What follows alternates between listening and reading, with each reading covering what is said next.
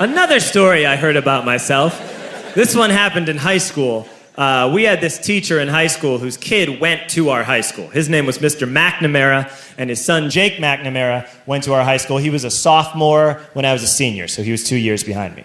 And Mr. McNamara was an asshole. And one weekend, he and his wife decided to leave town, which you should never do if you're an asshole. And Jake McNamara decided to throw a party at the teacher's house. Hooray! And everyone around town heard about it, and we all got up individually and thought, okay, let's go over there and destroy the place. I walked into this party, everyone I had ever met was there, and everyone was drinking like it was the end of the world. People were drinking like it was the Civil War and a doctor was coming to saw our legs off. It was totally unsupervised. We were like dogs without horses. We were running wild. I walked down to the basement. They had a pool table in the basement. One dude took a running start and threw his body onto the pool table and broke it in half. Another kid found out which room was Mr. McNamara's and went upstairs and took a shit on his computer. So the party was going great. I'm standing in the basement and I'm holding a red cup. You've seen movies. And I'm standing there and I'm holding a red cup and I'm starting to black out. And I guess someone said like, something, something, police. And in a brilliant moment of word association, I yelled, fuck the police! Fuck the police! And everyone else joined in.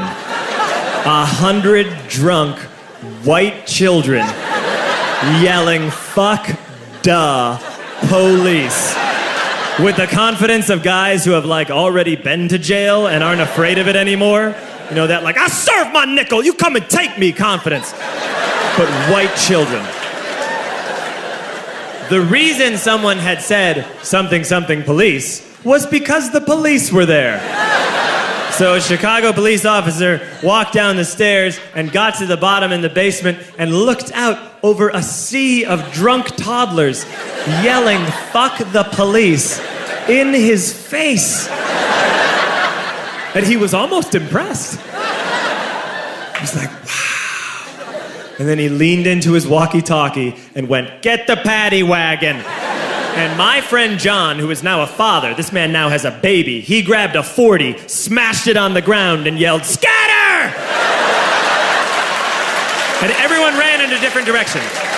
We all ran in different directions. It was like that scene in Ratatouille when the humans come in the kitchen and all the rats go in different ways. We all ran in different directions. I ran into the laundry room and I jumped up on the washing machine and I crawled out through a window into the backyard, and now I'm running through the backyard and there was this big chain link fence and I thought, I've never climbed a fence that high before. And then I woke up at home.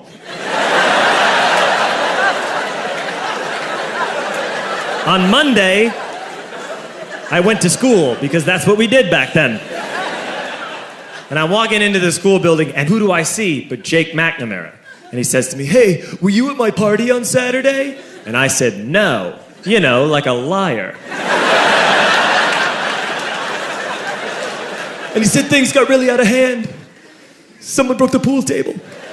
Someone took a shit on my dad's computer. But the worst thing, he says, the worst thing is that someone stole these old antique photos of my grandmother, and my parents are freaking out about it. And I had that thought that only blackout drunks and Steve Urkel can have.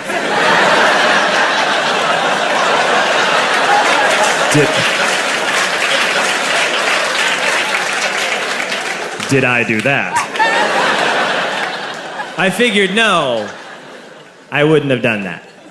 But I was never sure until 2 years later. Relax. I'm playing video games with this kid named Alex that we also went to high school with. 2 years later, we've graduated by now. We're playing video games for a couple hours. And then Alex says to me, hey, come here, I want to show you something. And he takes me into his bedroom. And then he takes me into a side room off of his bedroom. Never a good thing to have. And he shows me a tiny room that is covered wall to wall in stolen antique photos from different people's parties over the years.